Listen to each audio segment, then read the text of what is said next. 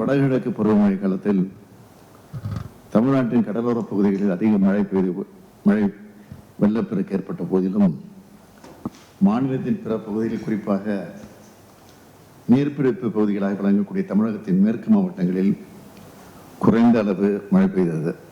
இதனால் ஏற்பட்டுள்ள குடிநீர் பற்றாக்குறை சூழல் குறித்து தலைமைச் செயலாளர்களும் பிற துறை செயலாளர்களும் விளக்கினார்கள்.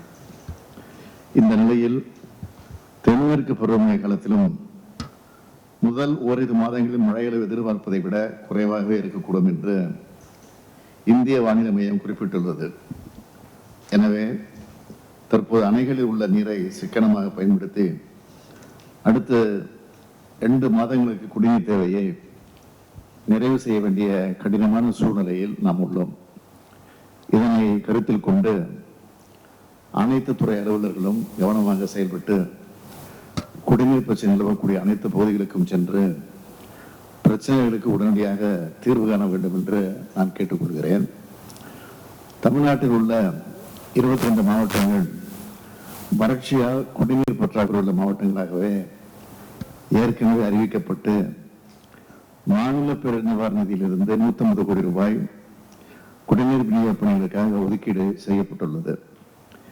இதனை தேவைக்கேற்ப மாவட்டங்களுக்கு பிரித்தளித்து குடிநீர் வழங்கல் பணிகளையும் லாரிகள் மூலம் குடிநீர் விநியோகம் செய்யும் பணிகளையும் மேற்கொள்ள வேண்டும் என்று வருவாய் நிர்வாக ஆணையர் அவர்களை கேட்டுக்கொள்கிறேன்.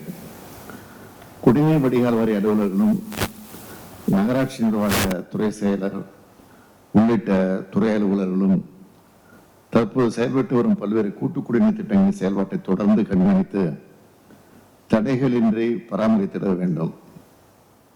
நகராட்சி மற்றும் பேரூராட்சி பகுதிகளில் குடிநீர் பிரச்சனை ஏற்படும் போது அப்பகுதி மக்களை நேரில் சந்தித்து பிரச்சனைகளுக்கு உடனடியாக தீர்வு காண வேண்டும் என்று ஆணையர்கள் அறிவுறுத்தப்பட வேண்டும். இந்த கூட்டு குடிநீர் திட்டங்கள் மற்றும் நீரேற்ற நிலையங்கள் தடையின்றி தொடர்ந்து செயல்படுத்துவதற்கு சீரான தடை இல்லாத மின்சார அவசியம். எனவே இத்தகைய திட்ட பணிகளுக்கு மின்சாரம் தடையின்றி கிடைப்பதை உறுதி செய்யுமாறு மின்வாரிய தலைவர் அவர்களை கேட்டுக்கொள்கிறேன். ஊராட்சி பகுதிகளில் சிறிய குடிநீர் திட்டங்கள் மூலம் பயன்படக்கூடிய பல கிராமங்களில் ஆழ்துளை கிணறுகள் வறண்டு கிடக்கின்றன. இவற்றுக்கு பதிலாக வேறு குடிநீர் ஆதாரங்களில் இருந்தோ அல்லது லாரிகள் மூலம் மக்களுக்கு குடிநீர் கிடைக்கப்பெறுவது உறுதி செய்யப்பட வேண்டும். ஊராட்சி தலைவர்கள் மற்றும் ஊராட்சித்துறை அலுவலர்கள் இப்பணிகளில் முழுமையாக ஊரகத்துறை செயலாளரும் இயக்குநரும் ஈடுபட வேண்டும். நமது மாநிலத்தில் வாக்குப்பதிவு முடிந்ததும் தேர்தல் நடத்தை விதிகள் நடைமுறை இருக்கக்கூடிய நிலையில் இந்த முக்கிய பணிகளில் எவ்விதமான சுணக்கமும் ஏற்பட்டு விடாமல் தொடர்ந்து அனைத்து மாவட்டங்களையும் கண்காணித்து வருமாறு தலைமைச் செயலாளர் அவர்களை கேட்டுக்கொள்கிறேன். மேலும் அனைத்து மாவட்டங்களுக்கும் மேற்பார்வை அலுவலர்கள் தொடர்ந்து நேரில் சென்று குடிநீர் விநியோக பணிகள் ஆய்வு செய்து பற்றாக்குறை உள்ள இடங்களில் மேற்கொள்ளப்பட வேண்டிய பணிகளை பற்றி உரிய அறிவுரைகளை வழங்கிட வேண்டும். நமது மாநிலம் இத்தகைய குடிநீர் பற்றாக்குறை சூழலை சந்திப்பதால் அனைத்து துறை அலுவலர்களும் ஒருங்கிணைந்து சிறப்பாக செயல்பட்டு அடுத்த 2 மாதங்களில் இந்த பற்றாக்குறையால் நமது மக்கள் எந்த வகையிலும் பாதிக்கப்படாமல் இருப்பதை உறுதி செய்ய வேண்டும் என்று கேட்டுக்கொள்கிறேன். கோடை காலத்தில் தண்ணீரின் தேவையும் அதிகம். கோடையில் தண்ணீர் கிடைப்பது குறைவு.